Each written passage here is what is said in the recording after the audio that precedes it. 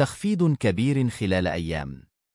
هدية من الزراعة بشأن أضاحي العيد في هذه المنافذ. يبحث الكثيرون عن أماكن بيع أضاحي العيد بأسعار مناسبة، خاصة في ظل ارتفاع الأسعار، وذلك مع اقتراب عيد الأضحى المبارك. وتتيح وزارة الزراعة في محافظات الجمهورية فرصة لتوفير الأضاحي بتخفيضات تصل إلى 30% من خلال منافذها. يمكن للمواطنين الحجز من خلال منافذ وزارة الزراعة تمهيدا لعيد الأضحى، حيث توفر الوزارة في جميع منافذها الثابتة والمتحركة جميع مستلزمات عيد الأضحى.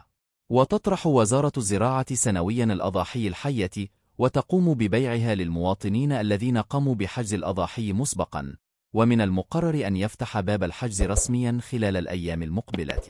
وفيما يلي قائمة بمنافذ وزارة الزراعة التي يمكن من خلالها حجز الأضاحي. أولا، منافذ وزارة الزراعة لحجز أضاحي العيد 2024 في القاهرة والجيزة. منفذ الدقي، شارع 1 نادي الصيد. منفذ شباب الخريجين بالدقي، شارع 1 نادي الصيد. منفذ الهرم، العنوان شارع الهرم، محطة المطبعة. وحدة تقطيع مزرعة غطاطي من كفر غطاطي. شبرا، منفذ جهاز التعبئة والإحصاء. منفذ ميدان لظغلي، ومنفذ وزارة العدل بالقاهرة. منفذ سوق العبور، الحي المتميز بمنطقة 6 أكتوبر سوق الجملة بأكتوبر. منفذ المعادي كورنيش النيل أمام مستشفى السلام. منفذ القاهرة مايو 1-5. القناطر، منفذ محافظة القليوبية. منفذ ابني بيتك المنطقة 2. منفذ ابني بيتك المنطقة 14. منفذ سوق ابن بيتك بأكتوبر. سوق الغلال منطقة أثر النبي بالجيزة. أوسيم، شارع أبو قرن مركز أوسيم. ثانيا، منافذ وزارة الزراعة لحجز وبيع الأضاحي في المحافظات. منافذ جزيرة الشعير بمحافظة القليوبية. مزارع وزارة الزراعة بمحافظة كفر الشيخ.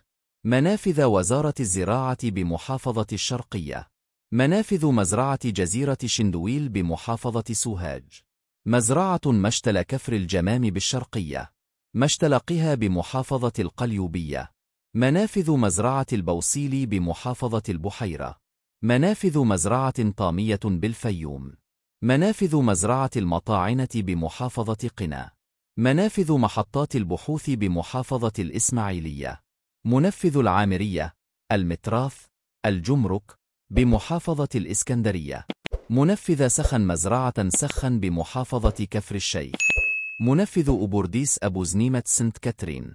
يحرص الكثير من المواطنين في عيد الأضحى المبارك على شراء أضحية العيد لتنفيذ سنة الله، حيث أمرنا أن تكون الأضحية سليمة، ولذلك لا بد أن يتأكد كل شخص مقبل على شراء الأضحية من أنها سليمة وليس بها أي عيوب.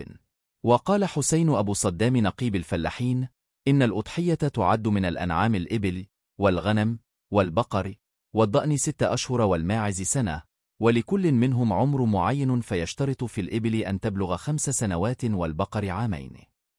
وأضاف أبو صدام خلال تصريحات لجدعان مصر أنه يشترط أن تكون الأضحية خالية من العيوب، فتكون سليمة ليست عرجاء أو عوراء أو مريضة أو هزيلة، موضحا أن الخروف الذي أتم 6 شهور تكون أسنانه عريضة ويمتلك 4 أسنان متماثلة في الفك السفلي، وتكون العين لامعة وليس بها دموع ولا إفرازات. وأشار نقيب الفلاحين إلى أنه يجب أن تكون قرون الخروف المقرن سليمة وليست مكسورة، وأذنه غير مقطوعة وليس به أي إفرازات من أنفه.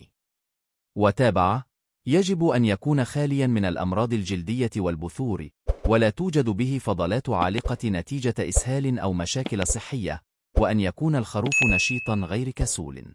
وأما الماشية فيستحسن أن يزن العجل نحو 350 كيلو جراما على الأقل.